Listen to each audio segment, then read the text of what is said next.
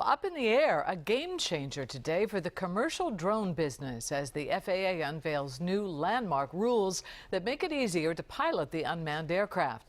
WJZ is live. George Solis breaks down the changes on this at times controversial issue. George? We'll call it a first step in what's been described as a whole new world for aviation, but there's still plenty of ground to cover, particularly when it comes to privacy. The image is often stunning, commonly made possible these days thanks to the use of unmanned aircraft systems, more commonly referred to as drones. Technology that's been particularly restrictive. We were actually under more scrutiny than manned aircraft pilots. No longer now that the Obama administration has set forth new rules for small commercial drone use, making it easier to fly them.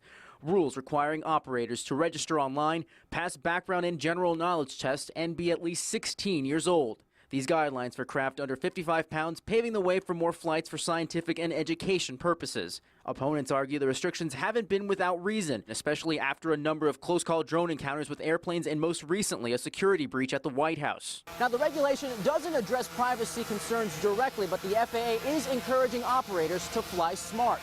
White House Press Secretary Josh Earnest telling reporters it's an ongoing process, this being a good first step. This does represent a potentially powerful innovation that could have a positive impact on our economy. Estimated to bring in more than $82 billion and more than 100,000 jobs over the next 10 years. For Maryland-based company Elevated Element, who before could only fly with exemption granted from the FAA, say it's a change long overdue.